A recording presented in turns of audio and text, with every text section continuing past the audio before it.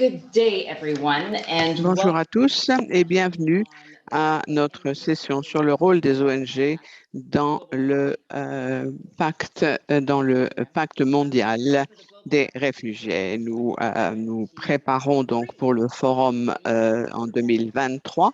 Dans un an et demi, nous aurons le deuxième forum. Je m'appelle Magie Antonet, je suis la représentante à Genève de la Commission des femmes réfugiées. Je suis heureuse de modérer ce panel. J'aimerais tout d'abord accueillir nos panélistes et nous aurons ensuite quelques informations techniques. À ma gauche, nous avons qui est la haute commissaire adjointe pour la protection en ligne. Nous avons Madame Hafsar Tamessoudine, qui est la présidente de APREN, A2PRN, donc c'est le réseau de réfugiés en Asie et qui est également au conseil d'administration de l'UNHCR et qui nous rejoint en ligne. À ma droite, nous avons Monsieur Chris Nash, qui est directeur de l'ENS, et ensuite, à ma gauche, nous avons Naya Daga, qui est la coordinatrice du projet ISAM, Fares Institute of Public Policy and International Affairs. C'est un réseau d'associations de la société civile au Moyen-Orient, en Afrique du Nord et dans les pays du Golfe. Donc, bienvenue à tous. Nous aurions dû avoir un autre orateur, mais il ne nous a pas encore rejoint, donc je le présenterai lorsqu'il nous aura rejoint. Merci de vous présenter dans le chat. Nous aimerions savoir d'où vous venez, où vous travaillez, avec qui, et vous pouvez également poser toutes les questions dans le chat. Et je vais maintenant donner la parole à mon collègue Marcus, qui va vous présenter un certain nombre d'informations techniques. Merci, Malisha. Donc, cet événement bénéficie de l'interprétation en anglais, français et espagnol. Choisissez la langue que vous souhaitez écouter. Veuillez sélectionner votre langue préférée à l'aide du bouton Interprétation en bas de votre écran. Tiene disponible interpretación simultánea en español. Si lo desea, utilice el botón Interpretación que encontrará en la parte inferior de la pantalla para elegir su idioma favorito. There's also closed captioning in English for this event, and thank you, Ellen, for providing the captions today. Click on the live transcript button in Zoom and then show subtitle. And if you want to be able to go back to something said earlier, click on view full transcript. If you encounter any issues with the platform, we are providing... Si vous avez des problèmes avec la plateforme, nous avons une URL, mais utilisez Zoom si vous le souhaitez. Merci de garder votre boîte chat ouverte et si vous avez des questions, utilisez la bouton Q&A, donc questions. Et j'aimerais redonner maintenant la parole à Manisha. Merci beaucoup, Marcus. C'est un peu un démarrage, en fait, par rapport à notre forum en 2023. Je me rappelle du premier, donc en 2019, où nous avions eu beaucoup de travail de présentation, de préparation. Donc, cette fois-ci, nous avons un peu plus de temps pour préparer et Gillian va nous parler donc de son engagement. Donc, nous sommes très heureux de vous avoir tous ici, à la fois en présence physique, mais aussi en virtuel. Je sais que beaucoup de très bonnes choses sont sorties donc du pacte mondial et du forum mondial des réfugiés. Et je pense que l'année prochaine, compte tenu du nombre énorme de réfugiés que nous avons aujourd'hui, cette organisation sera de plus en plus importante pour forcer les États membres à s'occuper des réfugiés. Donc, il s'agit de voir comment est-ce que nous pouvons au HCR soutenir ce processus en cours. Madame Gillian, je peux Je vais vous donner la parole pour que vous partagiez avec nous vos réflexions en ce qui concerne la participation et le rôle des ONG dans le prochain GRF, mais aussi le groupe de référence pour le GRF. Merci, Malisha, et merci à vous tous de nous avoir rejoints. Je pense que vous avez tout à fait raison. Je pense que c'est effectivement le lancement pour le rôle des ONG et la société civile pour accompagner donc le pacte et le Forum mondial des réfugiés. Il s'agit donc de lancer ce groupe de référence des ONG et je pense que c'est une étape importante. L'objectif est de conseiller pour la préparation du GRF parce que c'est vraiment formidable d'être présente ici physiquement avec vous, mais aussi d'avoir toutes ces personnes en ligne. Nous avons appris grâce à la COVID qu'en fait, nous pouvions aussi travailler virtuellement et cela nous permet d'avoir une participation beaucoup plus large. Et c'est tout à fait essentiel lorsqu'il s'agit du travail des ONG en général. Donc, merci pour votre présence. Je suis très heureuse de pouvoir lancer ce groupe de référence. Mais avant de le faire techniquement, non pas avec une bouteille de champagne, mais lancer malgré, j'aimerais faire un quelqu'un d'autre de commentaires sur le rôle des ONG dans le pacte mondial. Peut-être que certains d'entre vous n'ont pas complètement compris. Je suis la haut-commissaire assistante au HCR pour la protection. Et une partie de mon travail, c'est de contrôler le travail du GRC, des GCR et GRF. Et donc, l'équipe travaille très étroitement avec moi pour faire en sorte que nous arrivions à atteindre les objectifs du GRF et que nous soyons prêts pour le prochain forum. Pour moi, j'ai eu l'impression que tout cela allait très vite. J'ai l'impression que je suis arrivée quelques semaines avant le dernier forum. Comme vous le savez, c'est un événement qui avait connu beaucoup de succès. Nous préparons le prochain, l'année prochaine, au mois de décembre au Palais. Ce sera donc la deuxième semaine de décembre. Donc, nous vous donnerons les dates exactes le plus tôt possible. Cet événement aura lieu au Palais, donc ça nous donne aussi un sentiment de l'importance de cet événement à Genève au Palais. Donc, nous espérons vous voir très nombreux. J'aimerais donc commencer par quelques commentaires. En tant qu'avocate internationale, on a commencé par la Convention sur les réfugiés en 1971, donc 70 ans. Et ça a été un énorme défi en matière normative et j'espère que nous pourrons en parler. Mais ce n'est un traité entre nations, entre toutes les nations et notamment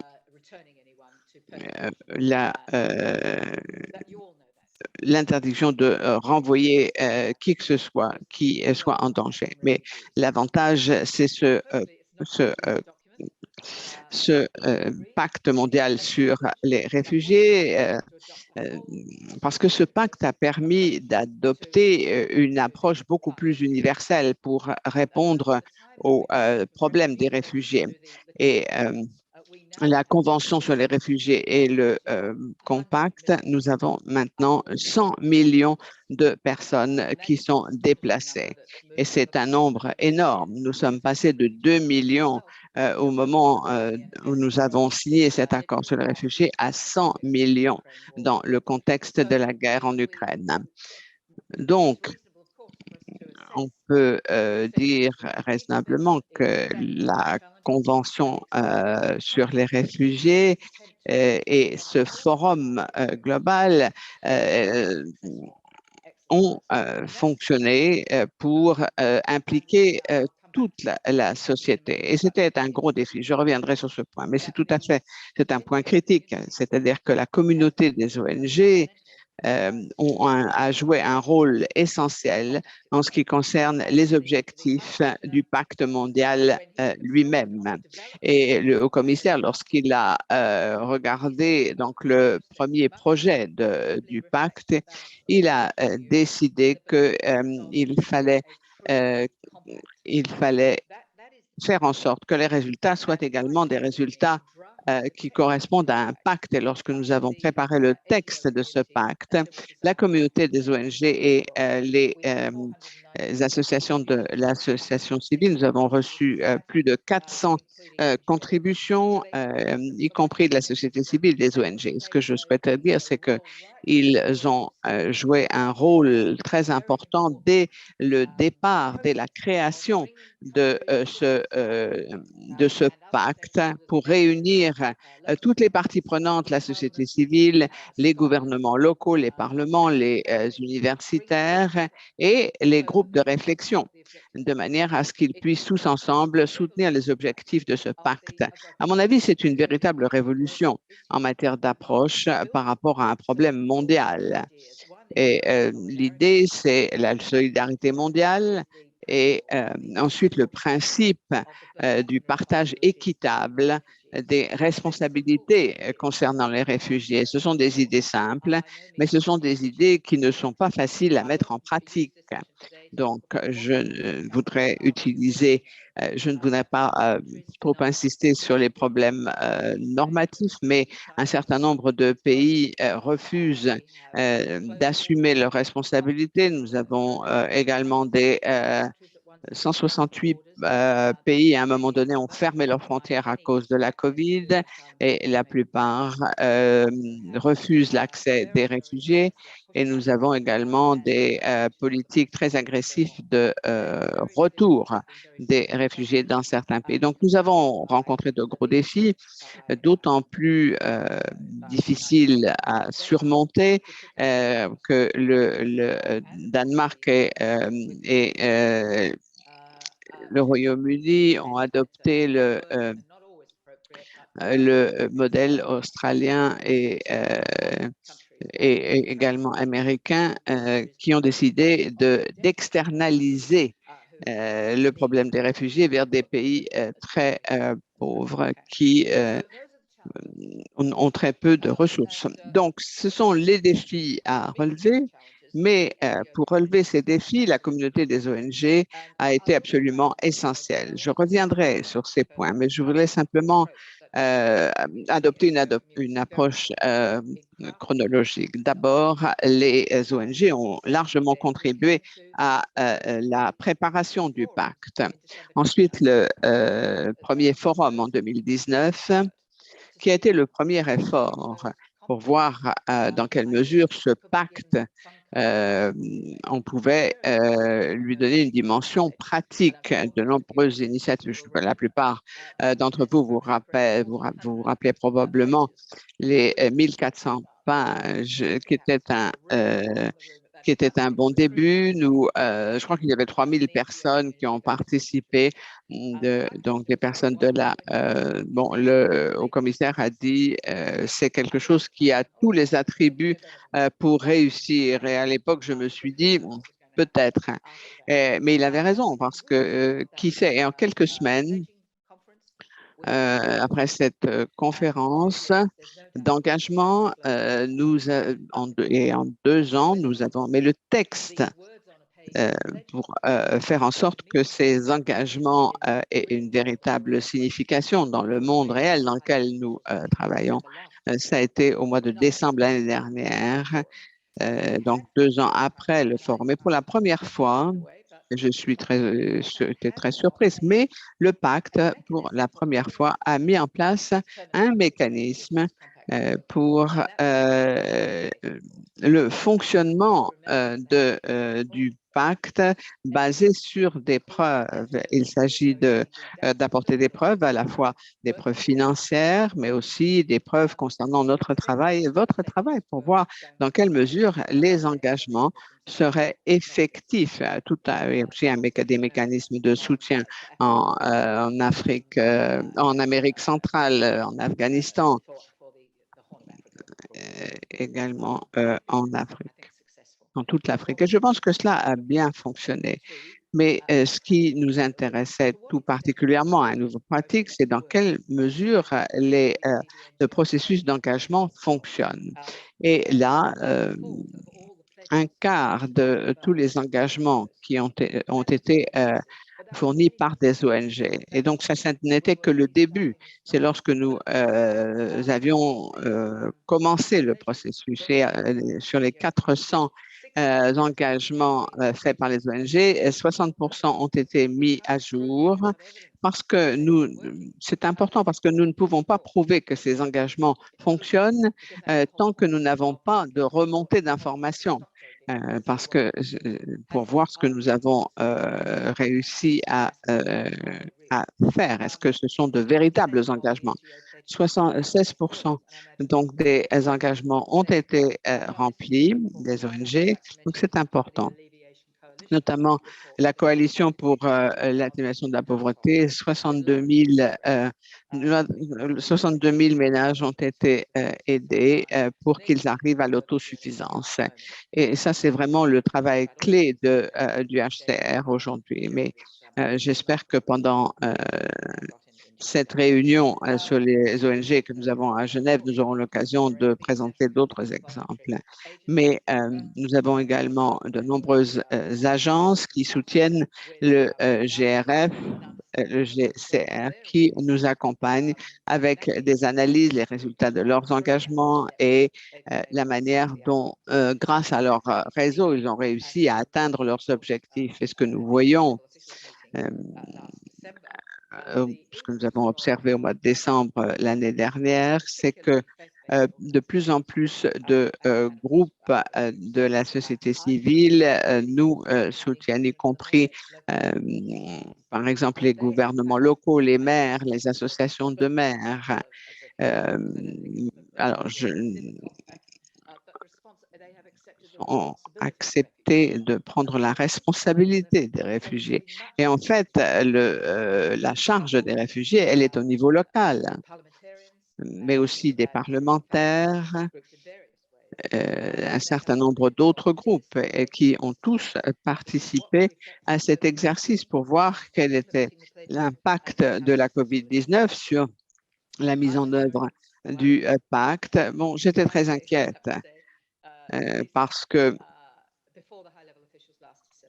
avant le mois de décembre l'année dernière, parce que nous avions besoin d'objectifs et il fallait être sûr que cela allait fonctionner. Mais nous avons vu des preuves très claires des inégalités en matière de vaccination et en matière de responsabilité. Donc, une pandémie qui a tué des millions, comment est-ce que nous pouvions justifier un accès inéquitable au vaccin? Et j'avais peur que tout cela mette en péril le pacte mondial complet. Et qu'on allait se dire, OK, c'est encore une idée des Nations Unies, mais ça ne fonctionne pas. Mais je peux dire que lorsque nous sommes arrivés au mois de décembre avec le rapport d'impact, nous avons des preuves formelles des engagements qui ont commencé à fonctionner, l'efficacité également avec un engagement mondial et les engagements sont concrétisés, pas au niveau que nous aurions aimé, mais en tout cas un très bon niveau de reporting et un très bon niveau d'implication par rapport à ces engagements.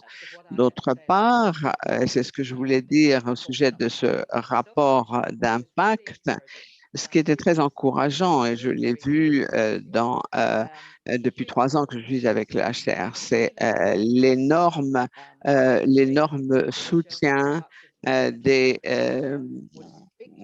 Nations Unies. Beaucoup de pays nous ont partagé avec nous leurs inquiétudes. Mais malgré tout, ils ont respecté les principes du pacte mondial et ils ont accepté le fait que la COVID-19 allait avoir un impact négatif. mais ils ont continué à nous accompagner et accompagner la société civile, les ONG qui ont fait en sorte que cela fonctionne. Voilà, donc il y a effectivement des défis et nous avons encore beaucoup de défis à relever par rapport à la Convention sur les réfugiés, notamment, mais je suis convaincu lorsque je vois la situation aujourd'hui, depuis 15 mois, j'ai fait des missions dans 13 pays et nous avons de plus en plus d'informations sur le pacte et cela est dû grâce au rôle de la société civile et des ONG parce que ce sont eux qui font en sorte que le message passe au niveau local, au niveau des communautés locales. Alors, ce que nous avons fait depuis, nous avons tenu un certain nombre de consultations. Je crois que nous n'avions jamais fait cela avant avec l'HCR. Nous avons des réunions pratiquement toutes les semaines avec les ONG. Nous essayons de rester aussi proches que possible des ONG sur le terrain. Là encore, ce n'est pas parfait. Ce n'est pas un environnement parfait lorsque nous travaillons en virtuel, mais nous gardons le contact. Je ne pense pas que nous ayons jamais eu ce niveau d'implication que celui que nous avons depuis 18 mois, notamment en partie à cause de la COVID et des réunions virtuelles. Ensuite, je vous ai déjà donné des statistiques. Donc, avec 60% des ONG qui ont mis à jour leurs engagements, 40% ne l'ont pas fait. Donc, merci de faire ce reporting. Ça nous donne des preuves d'une source objective et sur ce qui a changé, sur ce que nous avons réalisé. Et c'est important pour promouvoir l'efficacité de ce pacte. Seuls 21% étaient de ONG, des engagements venaient d'ONG locales, mais la COVID nous a appris que nous devions travailler d'une manière beaucoup plus étroite avec les communautés locales parce que pour beaucoup d'entre elles, nous n'avions pas accès à ces communautés à cause de la COVID. Et aujourd'hui, nous travaillons autant que possible pour s'assurer que plus de financement est attribué à ces groupes, notamment aux ONG, pour faire en sorte que donc nous pensons que 21, c'est un petit nombre, mais malgré tout, c'est un bon début. Donc, pensez également à ce que vous pouvez faire pour les engagements par rapport au prochain forum. Nous savons que c'est beaucoup de travail, mais chaque engagement compte. Et nous devons tous travailler ensemble pour arriver à augmenter le nombre d'engagements. J'aimerais maintenant officiellement lancer le groupe de référence du ONG pour le Forum mondial des réfugiés. Et j'aimerais, donc nous avons un réseau de 14 ONG qui couvrent différentes régions et des organisations. Alors d'abord INSA, Action, the Refugee Council USA, CEJAL. Je pense que vous apprendrez à les connaître. READIS, Red Clamor, Salam South Africa, Constitution for Refugee Migrants in Southern Africa, ITDS, APPRN, the main society ECHO, the European Council for Refugees and EXA.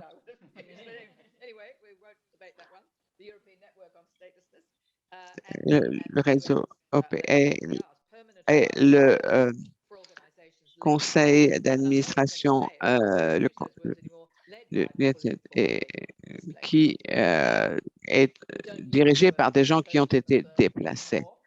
Nous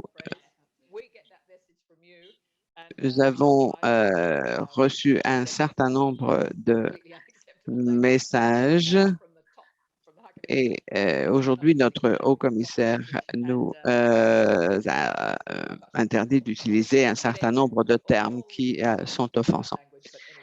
En tout cas, nous essayons d'exécuter tout cela. Bien. Il s'agit de la préparation du Forum pour le développement des engagements et des initiatives, mais nous espérons pouvoir faire en sorte que nous allons pouvoir avoir des rapports sur les activités pour avoir les preuves qui montreront que d'ici le prochain mois de décembre, que le pacte s'est véritablement engagé par rapport aux communautés locales. Quels sont les résultats? Qu'est-ce que nous avons obtenu dans un monde où il y a tellement de défis? Donc, je vous remercie. J'espère que nous aurons de plus en plus de reporting de manière à pouvoir véritablement accompagner ce processus parce que je crois au pacte. Je pense que c'est vraiment un bon moyen d'avancer et je pense que nous avons besoin de montrer but is capable of delivering real outcomes for the people that we all want to protect in our various ways. So thank you all, and I hope I haven't. Merci infiniment, et j'espère que je n'ai pas été trop longue. Merci infiniment, Julien. C'est important que ce groupe de référence sera prêt pour continuer le travail. Je pense qu'il va jouer un rôle très important également en ce qui concerne le rassemblement des ONG pour propulser notre agenda. Ce serait bien que nous puissions avoir également des activités conjointes avec les acteurs étatiques tels que les maires. Et je suis très impatiente de voir cela. Et je pense que ce serait une très bonne opportunité. Comme vous avez dit,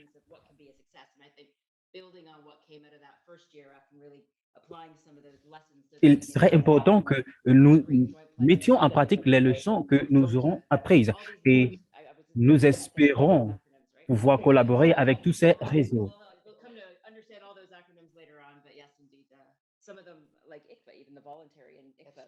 Et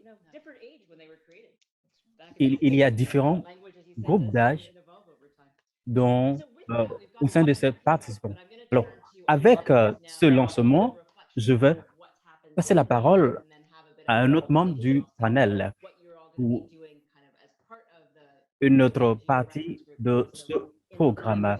Alors, qu'est-ce qui sera fait dans la suite des événements? Je vais passer la parole à Chris, qui est le directeur du réseau européen sur les apatrides. Il est l'un des membres du groupe de référence et il travaille depuis plus de 20 ans sur les questions de réfugiés.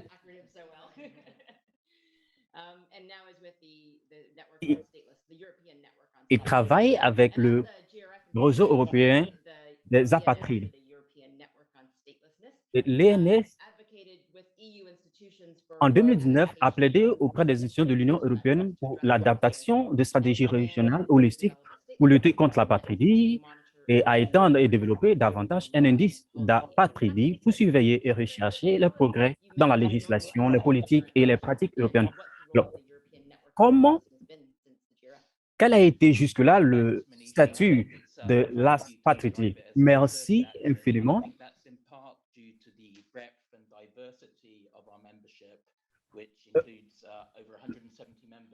Alors, nous travaillons dans 41 pays et nous sommes composés de différents groupes, plus de 100 organisations. Nous travaillons avec les organisations de base. Je voudrais ici mettre l'accent sur les organisations dirigées par les organisations communautaires. Le travail important que ces activités, ces entreprises, disons ces organisations entreprennent.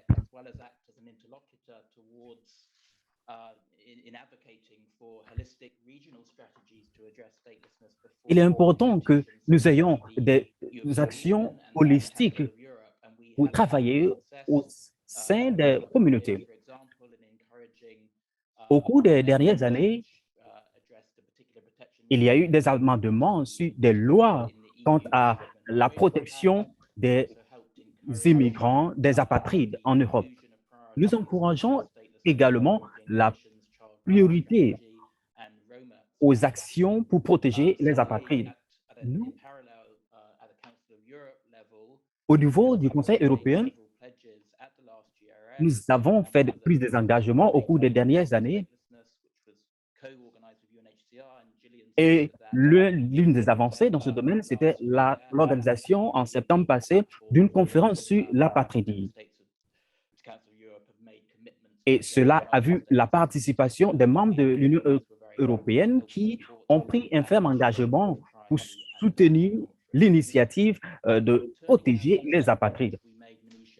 Notre deuxième engagement, c'était de développer l'index d'apatridie, qui sera le premier outil en ligne pour comparer comment les différents pays européens apportent des services de protection aux apatrides.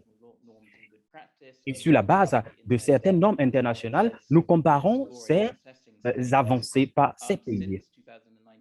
Depuis 2019, nous avons déployé ce index pour couvrir plus de 30 pays. Et c'était l'outil très important qui nous permet de faire le plaidoyer et identifier les lacunes ou au besoin les combler. C'est une sorte de baromètre pour contrôler les activités, les actions gouvernementales et voir comment ils respectent leurs engagements. En termes de réflexion finale, je voudrais parler de notre rôle dans le processus du Forum mondial des réfugiés.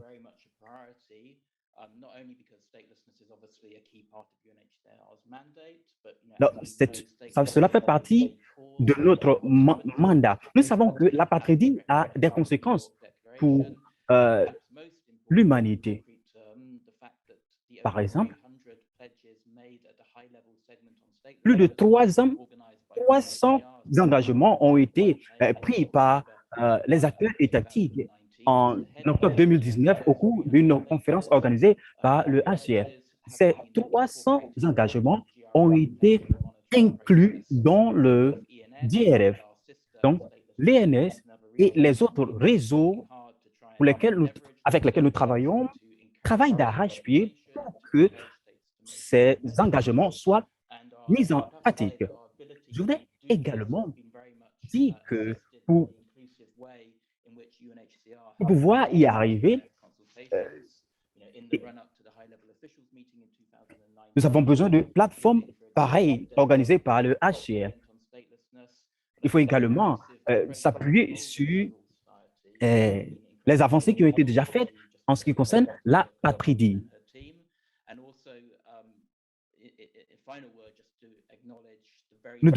Je voudrais également apprécier le rôle de leadership que joue Gillian dans le mandat du HCR dans ce contexte. Et cela fait une grande différence. Merci à vous infiniment, Gillian.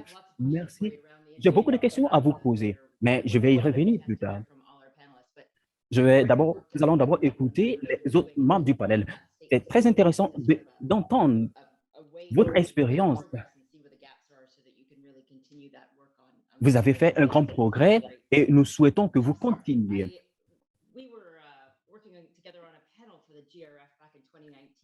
En 2019, nous avons travaillé lors du GRF sur le genre et la diversité. Nous sommes heureux de vous avoir encore. Afsa, elle est la présidente de EPRN, c'est le réseau Asie-Pacifique de réfugiés, des réseaux de réfugiés. Elle est également membre d'un réseau de déplacés. Moi, je dirais qu'elle fait partie des personnes qui ont été obligées de quitter leur patrie. Il y a un thème qui cause souvent l'amalgame. C'est le thème POC. En anglais, People of Color. People of Concern, pardon. Alors, notre oratrice, Afsa, est engagée dans la lutte pour la promotion des droits des demandeurs d'asile, la protection des, des travail pour prévenir la VBG. Elle est responsable également de projets, dans les projets de développement communautaire. Elle est également assistante sociale. Elle fait également partie de comité de l'APNOR, comité directeur de l'APNOR. Et aujourd'hui, nous avons le plaisir de la voir dans le panel. En 2019, vous avez été présente. Et j'espère que vous vous préparez également pour la conférence de 2019. Vous travaillez sur le renforcement des capacités nationales et également pour la protection des réfugiés et des demandeurs d'asile. Vous travaillez également à ce que des services gratuits soient offerts aux demandeurs d'asile. C'est l'assistance juridique. Y a-t-il d'autres éléments que vous voudriez mettre en exergue ici? À votre question, je dirais oui, il y a de nouveau en ce qui concerne nos engagements. Il y a de plus en plus d'organisations qui se joignent à nous. Le groupe d'engagement a également mis l'accent sur le renforcement de nos engagements et les rendre importants pour nos alliés. Nos alliés ont également fait en sorte que nos efforts soient reconnus dans leur pays. Dans notre travail, nous faisons en sorte que nos alliés soient reconnus en tant que divers et que nos alliés puissent avoir accès aux ressources. Nous analysons également la durabilité de nos actions. Nous faisons en sorte également que nos alliés soient soutenus et qu'ils puissent participer à nos actions. Et nous le faisons à travers des consultations transparentes avec nos alliés. Et bien entendu, nous prenons en compte les personnes qui sont moins visibles. Et nous faisons en sorte que les voix de nos alliés soient égales dans leurs actions. Je voudrais attirer votre attention tous ici sur le fait que vous devez continuer à surveiller le progrès des participants en ce qui concerne les engagements qui ont été pris. Et c'était réjouissant d'entendre que plus de 70 organisations ont participé au JRF 2019. Et nous espérons que les personnes ayant moins d'expérience et que tout le monde a été pris en compte sans laisser personne derrière. À l'avancée du GRF 2023, je pense qu'il est grand temps que nous brisions toutes les barrières et que nous créions les opportunités pour tout le monde et que tout le monde puisse participer dans la mesure possible. Fini, je voudrais dire qu'en tant qu'organisation partenaire, c'est un plaisir pour moi de travailler avec le HCE pour faire en sorte que la diversité et l'inclusion des réfugiés est prise en compte en 2023. Nous espérons collaborer avec le HCE et les autres organisations partenaires pour le GRF 2023. Merci infiniment. Merci vraiment à ça. Je pense que c'est serait important que les actions que vous prenez quant aux actions au service juridique Dropono à l'égard des demandeurs d'asile et réfugiés et autres puissent continuer. Je pense qu'en 2019, c'était plus la question de visa, de l'obtention de visa. Et nous espérons que l'année prochaine, vous serez avec nous. Je vais maintenant passer la parole à... Je vais passer la parole maintenant à...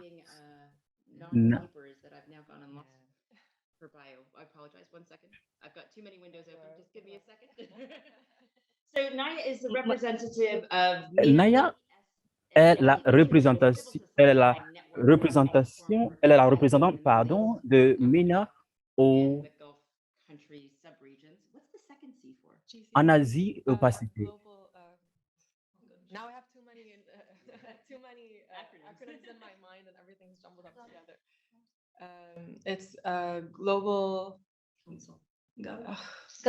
completely, yeah, Gulf Country countries, yeah. Et elle travaille avec le GCG. It includes members from faith-based organizations, NGOs, artistic and cultural foundations. Alors, cette organisation rassemble, regroupe des participants du monde académique, des artistes, des acteurs universitaires, le secteur privé, les organisations sportives, parmi tant d'autres. C'est un grand réseau que Naya représente et la coordinatrice, la secrétaire du réseau des chercheurs sur les recherches sur les réfugiés. Elle est également coordinatrice du secrétariat du Lebanon Policy Research Network. Elle,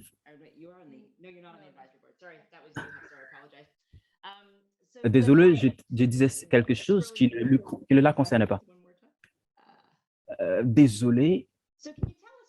Est-ce que vous pouvez nous dire pourquoi il est important que le... désolé encore, quelque chose de technique. Alors, selon vous, quelle est l'importance du travail du CSND, votre réseau, au travail avec les réfugiés, dans le travail avec les réfugiés? Je pense que notre réseau travaille avec beaucoup de réfugiés actuellement. Vous savez, avec la crise en Europe, de nombreux réfugiés fuient actuellement vers l'Europe et vers le Moyen-Orient. Les organisations dirigées par les réfugiés sont très importantes. Vous savez, souvent, les gouvernements dans nos régions n'acceptent pas vraiment le fait que les réfugiés se retrouvent sur leur territoire. Et vous savez que les pays comme le Liban et bien d'autres ne sont pas stables.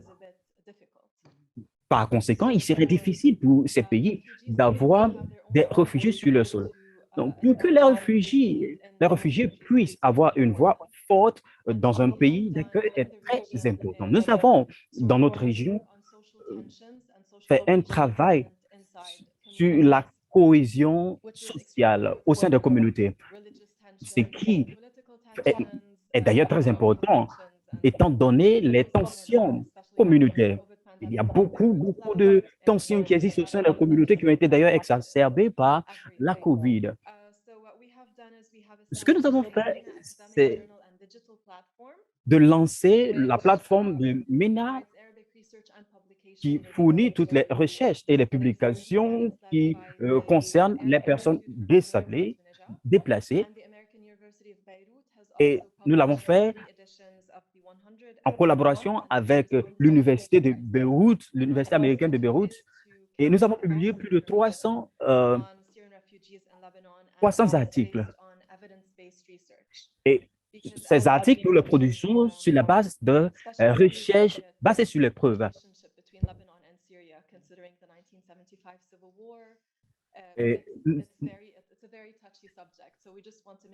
Alors, étant donné la crise qui a déjà existé entre le Liban et son pays, l'un de ses pays voisins, cette question est très sensible.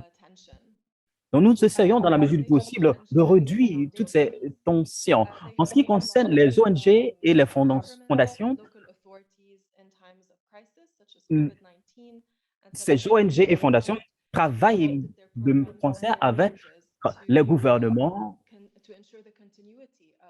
en adaptant leurs engagements pour faire en sorte que le rôle des organisations dirigées par les réfugiés soit pris en compte. Nous travaillons également avec les organisations confessionnelles professionnels qui travaillent à ce que les tensions soient réduites dans la région. Nous avons reçu plus de 23 millions de dollars américains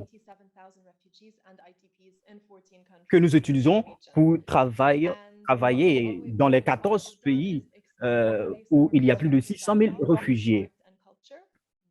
Nous utilisons la culture et l'art, et bien entendu le dialogue pour nos activités.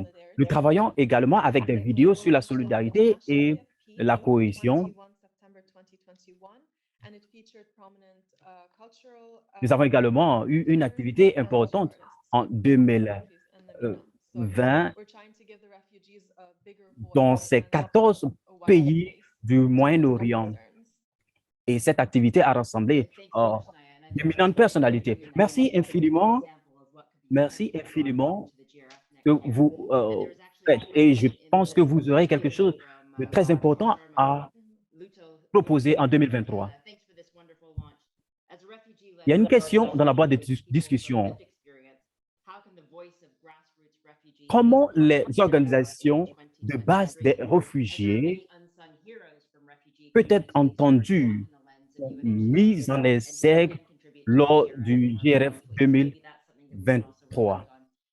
Je pense que c'est une question sur laquelle nous devons réfléchir. Naya, je reviens à vous tout à l'heure.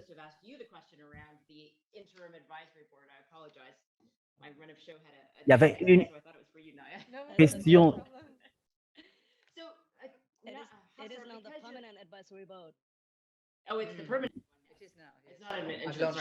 Il y avait une autre question qui m'a échappé en faisant de nombreuses pages que j'ai sous mes yeux.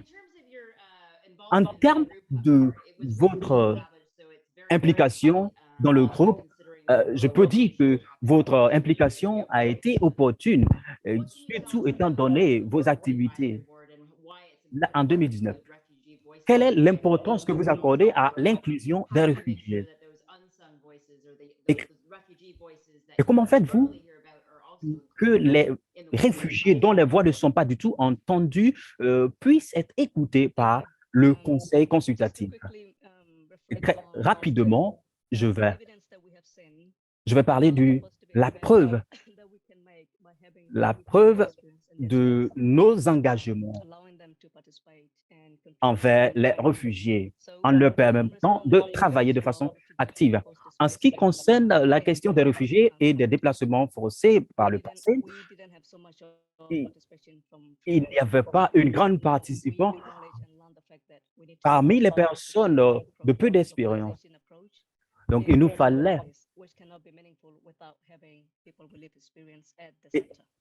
fallait donc inclure ces personnes. Je pense que donner la voix aux réfugiés n'est pas un privilège, un honneur qu'on a fait. C'est leur droit. Lorsque nous essayons d'inclure les personnes les moins expérimentées et les réfugiés, et la question se pose de savoir qui parmi ces groupes a plus de privilèges qu'un autre groupe. Donc, la question se pose maintenant de savoir comment faire en sorte que ceux qui ont moins de privilèges soient inclus.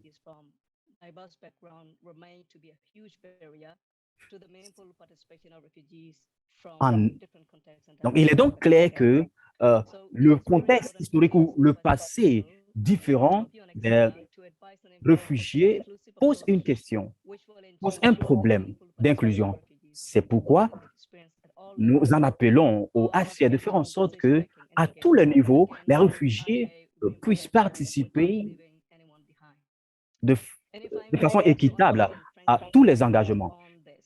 Je voudrais également dire que nous devons faire en sorte que les organisations de base soient représentées. Par exemple, il y a des gens qui, depuis leur enfance, sont apatrides. Par conséquent, elles n'ont pas les privilèges que les autres ont pour accéder à l'éducation. Nous devons ôter ces barrières pour que ces personnes puissent contribuer au forum que nous créons. Tout ceci doit commencer, si vous le me permettez, parmi les organisations dirigées par les réfugiés et avec elles.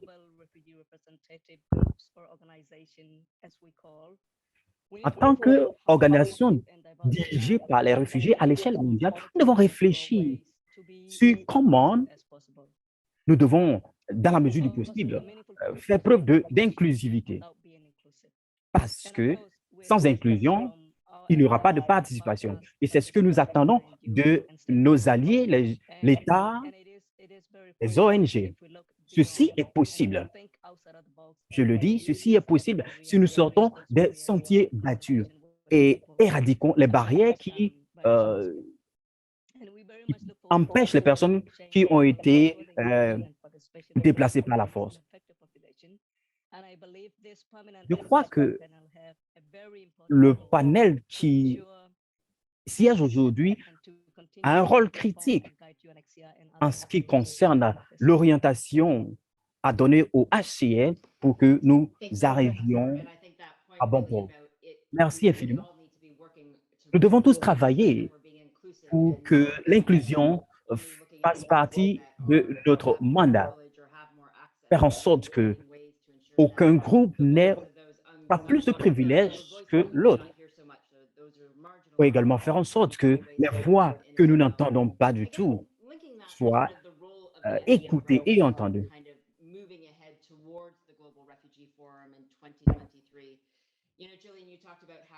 Gillian, vous avez parlé du GRF 2023 qui va rassembler beaucoup d'ONG. Je pose cette question à tous les membres du panel. Y a-t-il des engagements particuliers auxquels vous pensez pour que, de façon conjointe, les acteurs puissent travailler ensemble?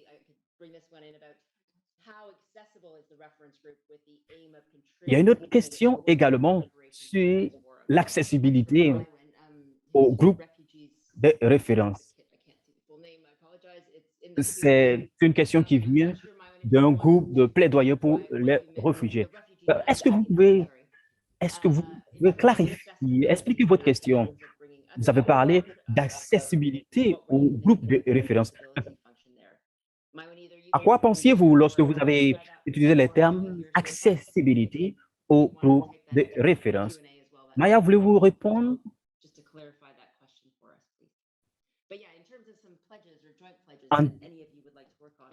Et je reviens sur la question d'engagement. Est-ce que vous avez des éléments de réponse? Je pense que l'idée du groupe de référence qui rassemble les 14 groupes dont je vous ai parlé, c'est que vous puissiez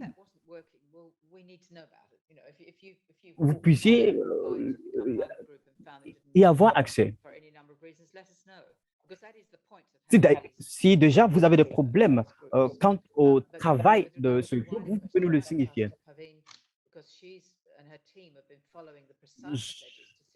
Et concernant cette question, je vais demander à l'autre membre du panel de pouvoir intervenir. Peut-être Pauline. Je vais parler de la question d'accès au groupe. L'une des raisons pour lesquelles nous voudrions que ce groupe soit composé de différents réseaux de toutes les régions, c'est que nous puissions avoir un large éventail d'organisations. Et le but était qu'il y ait une communication régulière au sujet du processus en marche du forum à venir. Alors, ce que nous ferons au cours des mois à venir, c'est de travailler avec ces groupes à toutes les étapes du processus de préparation, en faisant des remue-ménages, en travaillant sur comment la mobilisation va se faire. nous allons également écouter, entendre les idées, les opinions des autres organisations en ce qui concerne le prochain GRF. C'est donc là l'objectif qui est en même temps le point d'entrée dans le groupe. Nous travaillons dans la plupart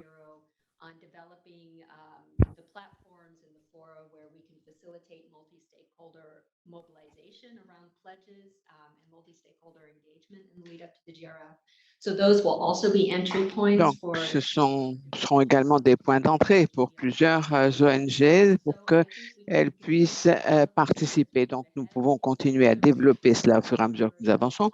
Si nous pouvons trouver également d'autres manières de se structurer avec des communications régulières, etc., vous êtes bien sûr les bienvenus pour faire des suggestions.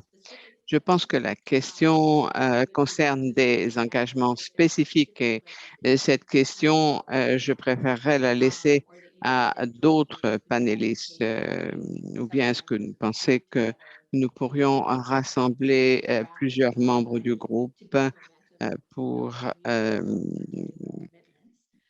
pour travailler directement au niveau des communautés? Mais je suggérerais qu'il serait utile de revenir aux différents engagements qui ont été faits parce que c'est ce qui, nous avons donc ce rapport avec tous les engagements et ils ont été consolidés en 20 recommandations pour 2023, donc pour le forum et avec un certain nombre d'actions à entreprendre. Donc, ce sont des domaines clés qui ont été identifiés et je pense que cela devrait nous donner une idée de comment impliquer les ONG pour collaborer aussi avec d'autres partenaires. Donc, peut-être qu'avec ce groupe de référence, cela devrait nous permettre d'impliquer davantage de personnes et d'accompagner aussi les gouvernements et les pays qui se sont impliqués en matière d'inclusion, de protection pour les aider donc à mettre en œuvre ces engagements importants. Donc, nous allons discuter avec ce groupe de référence sur le meilleur moyen de procéder. Merci. Peut-être,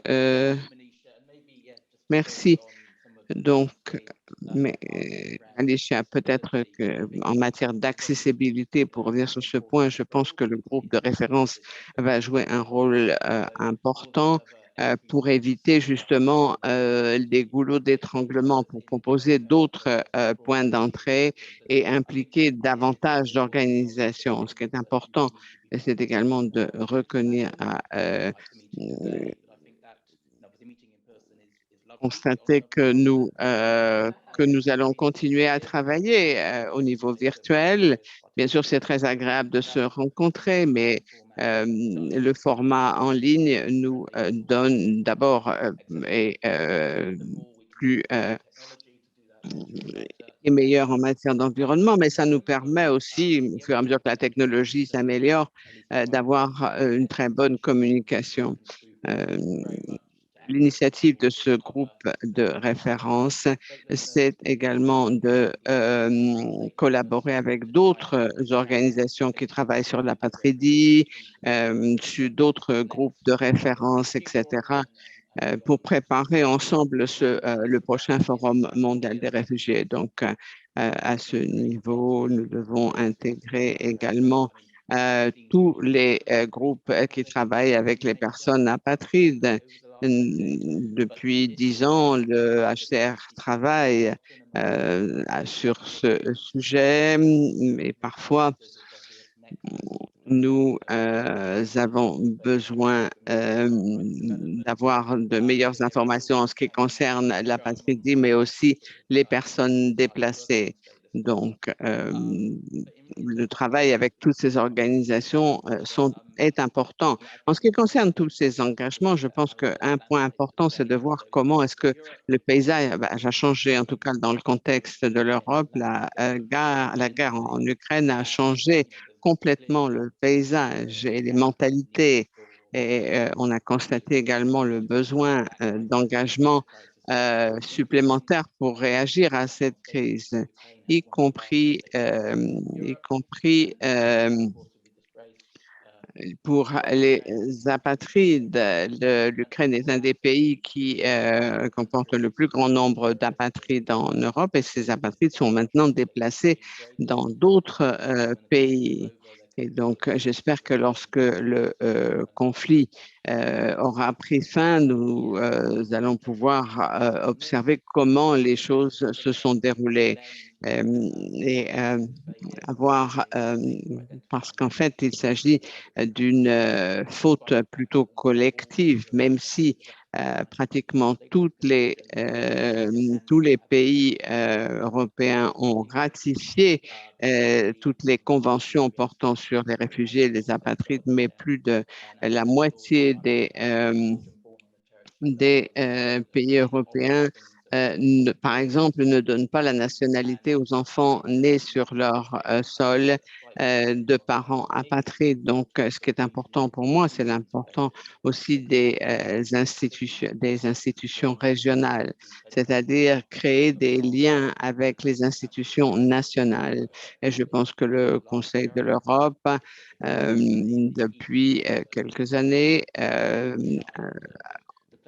fait pas mal de travail dans ce domaine, beaucoup plus que la Commission européenne d'ailleurs.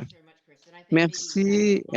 Peut-être que c'est aussi une opportunité qui se présente avec la guerre en Ukraine et la mobilisation de l'Europe. Ce sera peut-être aussi une occasion pour l'Europe de renforcer sa réponse parce que la réponse que l'on a observée par rapport à l'Ukraine est tellement disproportionnée par rapport à ce que la mobilisation que nous avons vue par rapport à d'autres réfugiés. Donc, nous devons avoir une réponse similaire par rapport à tous les réfugiés. Nous avons un certain nombre de questions. Je vais essayer d'en citer quelques-unes. Nous avons des questions sur la manière dont le groupe de référence sur les ONG va fonctionner en pratique. Gillian, vous avez parlé de référence. Tout est disponible en ligne et qu'est-ce qui va se passer dans la pratique? Donc, c'est important de s'assurer que nous, en tant qu'ONG, que nous assurons que nous sommes véritablement inclusifs sur la manière de fonctionner de ce groupe de référence des ONG. Et compte tenu de la Commission sur les droits de l'homme, et notamment au Kenya, donc comment est-ce que nous rejoignons ce groupe de référence? Donc, le groupe de référence a identifié un certain nombre de groupes pour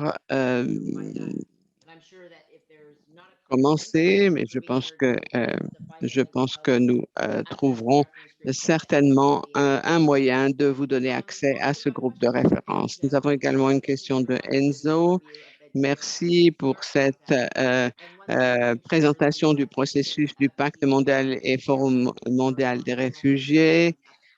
Il s'agit de travailler au niveau des pays, notamment avec des processus inclusifs au niveau des pays.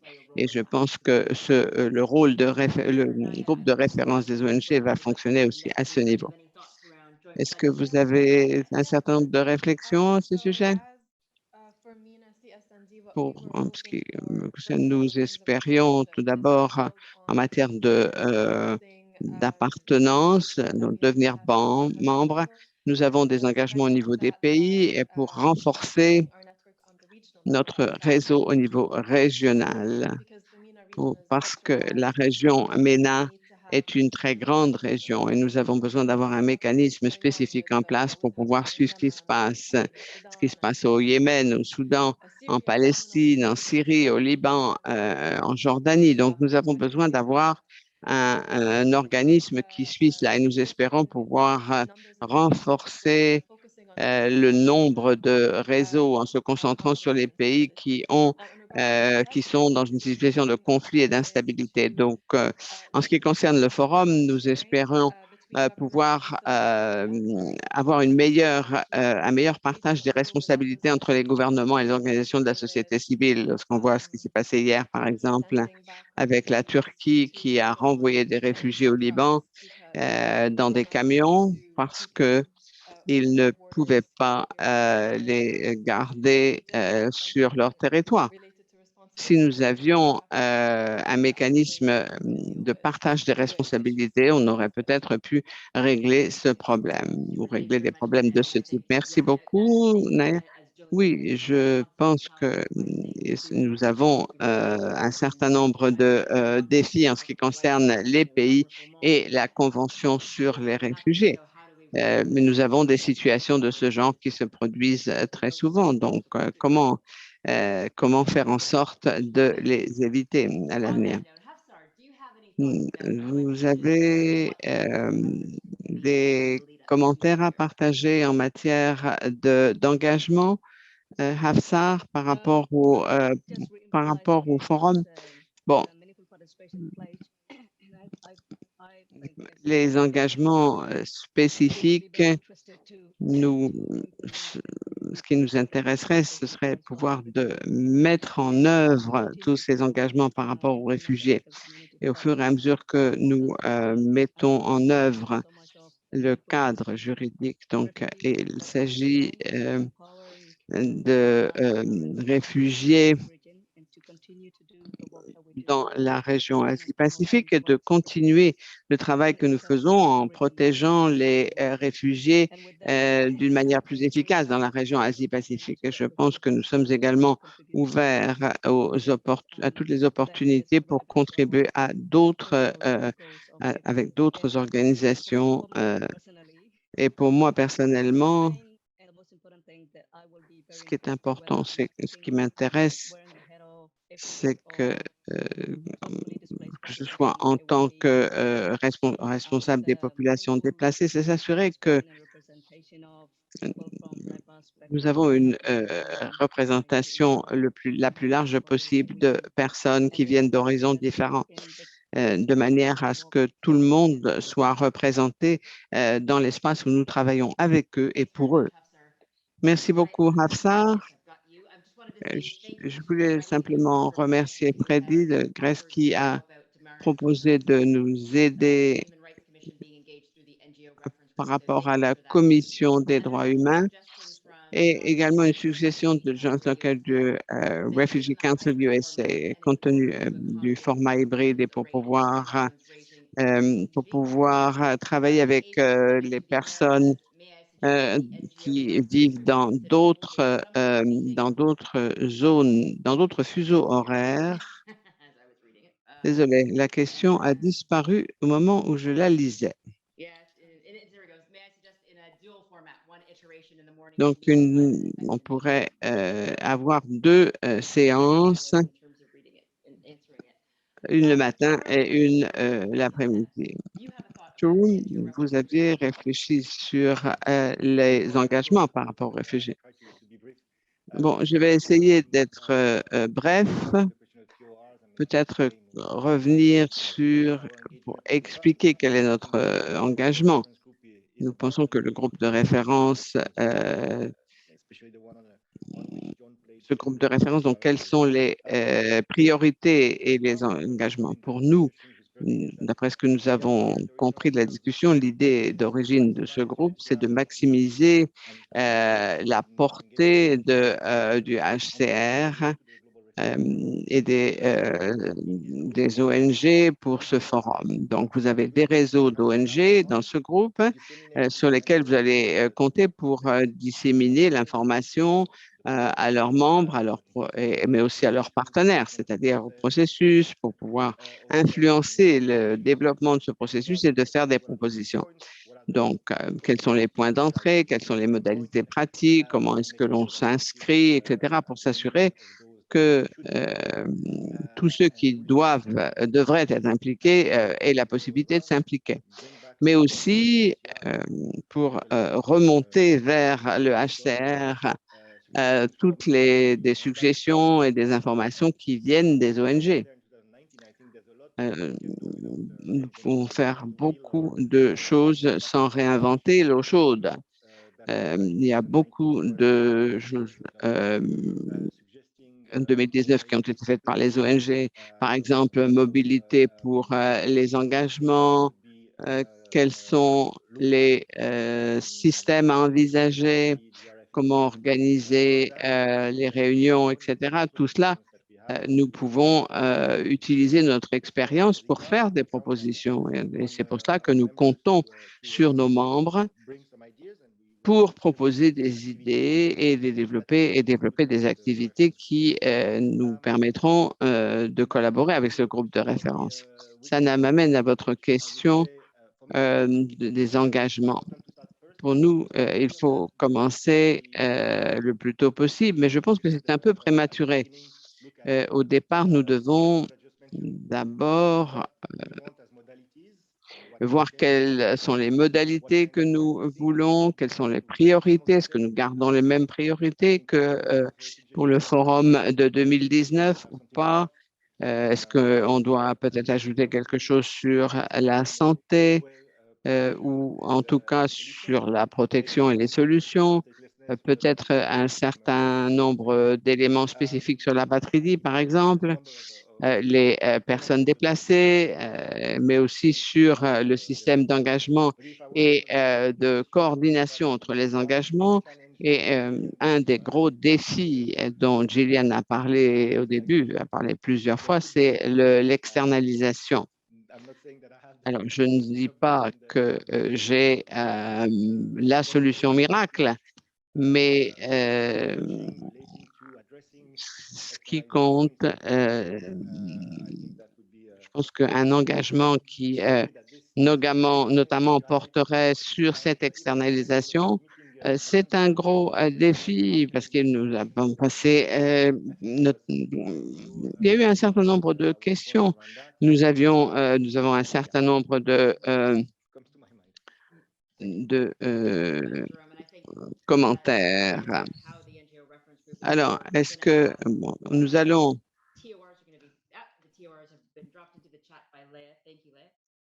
Nous avons donc maintenant des informations sur la manière dont nous allons pouvoir suivre ce groupe de référence. Et c'est important, donc, suivre les différents engagements et poursuivre également les performances et la mise en œuvre du pacte, parce que pour ce forum, nous aurons de nouveaux engagements, mais il s'agit également de voir quelle est la situation par rapport aux engagements qui ont été pris lors du premier forum mondial. Voilà, je voulais donc simplement. Je pense que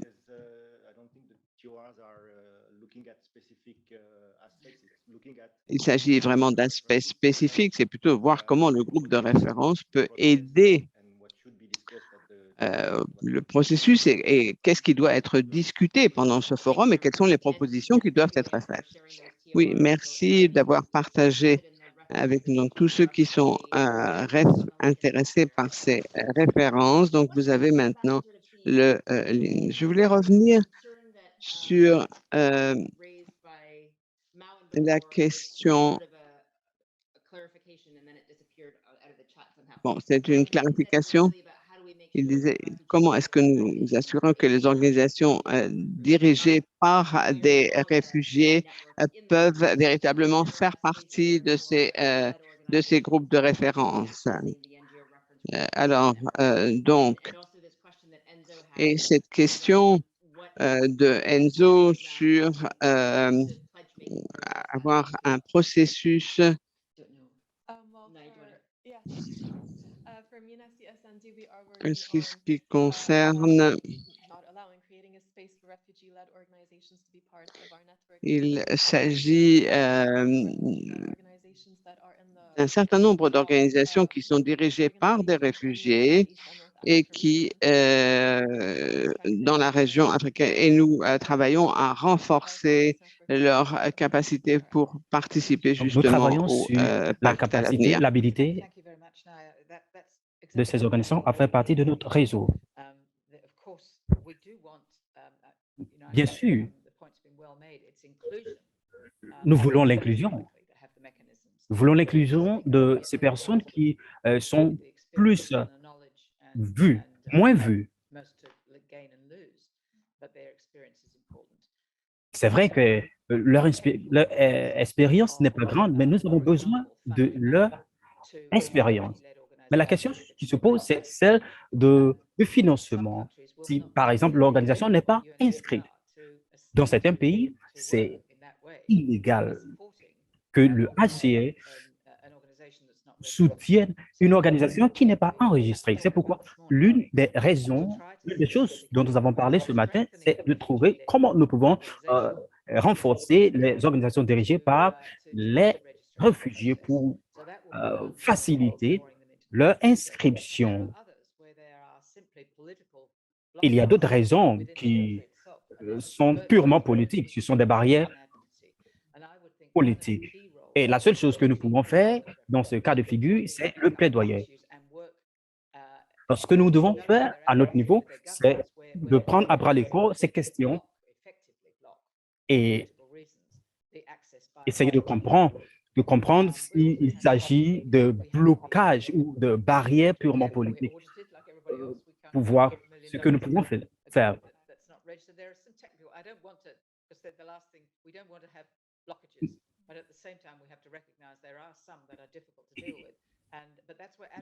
Il ne s'agit pas, en fait, la question ici, c'est que les États ne veulent pas de réfugiés, mais il y a d'autres raisons, il y a des raisons évidentes qui doivent être évoquées. Nous devons nous rendre dans les communautés de base pour recenser les communautés qui sont moins vues, moins visibles. Nous devons comprendre le contexte dans lequel ces communautés sont. Et sur la base du plaidoyer, nous allons lutter pour ces organisations. Ce sera ainsi une manière pour nous de faire en sorte que personne ne soit laissé derrière. L'enjeu est de taille, mais c'est possible.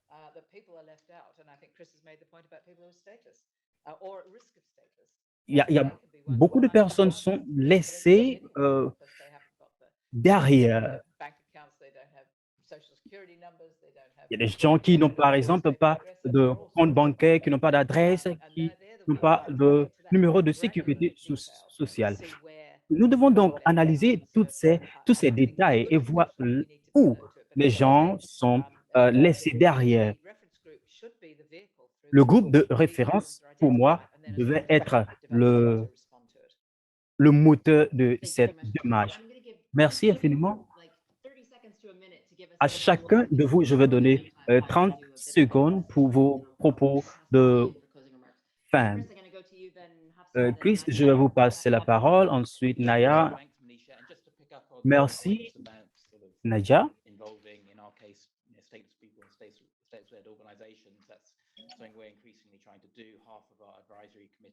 Alors, la moitié des membres du conseil consultatif de nos groupes est composée d'organisations dirigées par les réfugiés. Nous organisons des conférences sur des formations sur le plaidoyer et nous essayons de voir comment nous pouvons soutenir ces organisations en termes de financement. Concernant votre question sur les engagements nationaux, je pense qu'il y a des voies, il y a des mesures, il y a des choses que nous pouvons faire pour que les engagements soient exécutés. Je pense que le HCA a des partenariats avec les alliés. Et cela pourrait être utile dans des zones où on en a besoin, dans les domaines où on en a besoin. Au niveau de INS, nous allons essayer de travailler avec les membres avec nos alliés. Merci infiniment. Hatsa, vos propos de fin en termes en ce qui concerne le GRF et votre rôle. L'une des choses que je voulais dire, c'est que l'APREN, notre organisation, nous sommes ouverts et nous sommes ouverts au fait que tous nos alliés puissent nous approcher. Nous identifions les barrières qui se posent aux organisations quant à leur financement.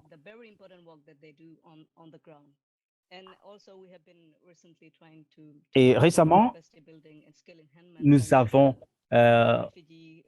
entamé des activités de renforcement des capacités des réfugiés dans les zones d'installation. Alors, ce que je voudrais dire, c'est que s'il y a des organisations dirigées par les réfugiés, nous serions très heureux de vous avoir et collaborer avec vous.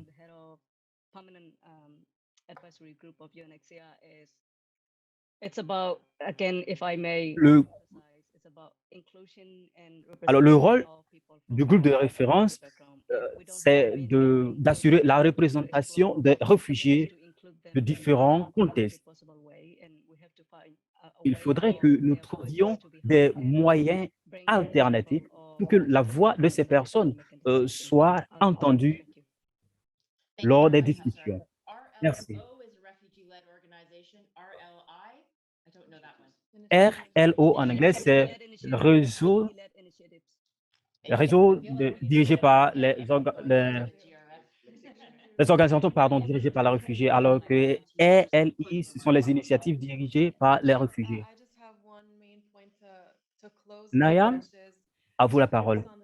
Ce que je voudrais dire, c'est que nous devons mettre l'accent sur la durabilité des initiatives prises par les réfugiés. La plupart de ces réfugiés reçoivent des fonds pour le court terme, alors que ce dont ils ont besoin, c'est d'entreprendre des activités qui ont des bénéfices sur le long terme. Merci infiniment, Naya. Quelqu'un a dit que la session principale de consultation demain va parler de ces questions en détail. Et je pense que ce sera l'opportunité de parler de comment, de façon durable, on peut soutenir les organisations dirigées par les réfugiés. Je pense qu'au-delà même des organisations dirigées par les réfugiés, on peut aussi parler des ONG. Gillian, je vais vous passer la parole pour vos propos de fin. Merci infiniment. Je voudrais encourager les initiatives visant à organiser de telles réunions. Comme vous le savez, avec la technologie, il serait possible d'atteindre le maximum de personnes. C'est pourquoi nous allons, à l'avenir, utiliser les moyens technologiques pour nos activités pour atteindre le plus de personnes. Je voudrais dire merci au réseau de ONG. Vous êtes un élément très important pour le succès de notre GRF. Encouragez vos membres à soumettre les rapports de leurs activités. S'il y a des difficultés auxquelles vous êtes confrontés, faites-le nous savoir. Nous devons également réfléchir sur les perspectives. Nous n'avons pas parcouru du chemin pour être là. Nous avons du chemin à parcourir et je voudrais vous rassurer que vous serez un maillon important pour les programmes à venir. Nous devons faire en sorte que l'inclusion des personnes dont les voix ne sont pas entendues soit mise en exergue. Merci à vous tous. Demain, je vais intervenir pendant le terme, la discussion sur la localisation. Et je voudrais rappeler que la plupart des choses dont nous parlons ici seront débattues en détail demain. Et vous êtes ceux qui avaient la lourde tâche d'informer les autres, de sensibiliser les autres, afin que nous ayons davantage de participants. Merci infiniment, Julienne. Et un grand merci aux membres du panel, Chris, Naya. Vous avez dit des choses importantes en ce qui concerne le GRF 2019 et vous avez également donné des choses importantes en ce qui concerne ce qui est fait jusqu'à ce que nous nous retrouvions l'année prochaine. Nous devons utiliser le groupe de référence des ONG comme point d'entrée.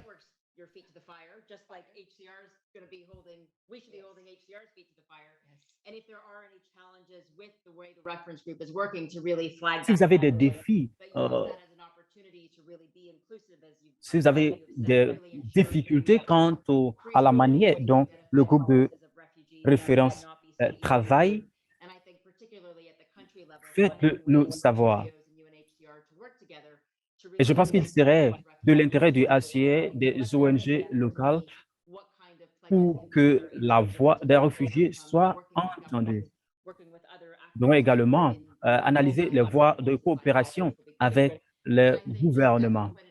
Comme vous l'avez dit dès l'entame, il faut que tout le monde soit invité à la table de discussion pour avoir leur contribution au pacte mondial.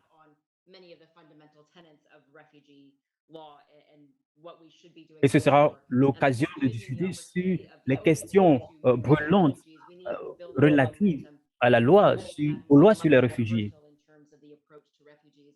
Et nous devons faire en sorte que ces approches deviennent universelles.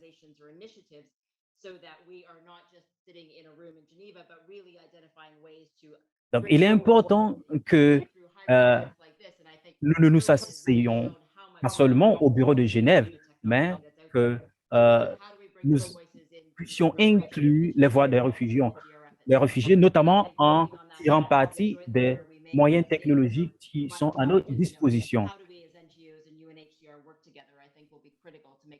Et je pense que la collaboration entre HCR et les autres participants serait à point nommé. Merci infiniment d'avoir officiellement lancé le groupe de référence. Le groupe de référence. Merci à tous ceux qui, dans l'ombre, ont travaillé au succès de ce programme. Merci aux interprètes. Merci pour vos contributions dans la boîte de discussion. Et cela dit, vous êtes tous les bienvenus à ce programme. Je voudrais rappeler que le GRF 2023 ne pourra avoir le succès escompté si nous ne travaillons pas ensemble. Donc, la collaboration sera donc nécessaire. Vous aurez l'enregistrement de ce programme sur notre site. Merci à vous et bonne journée à vous. Merci.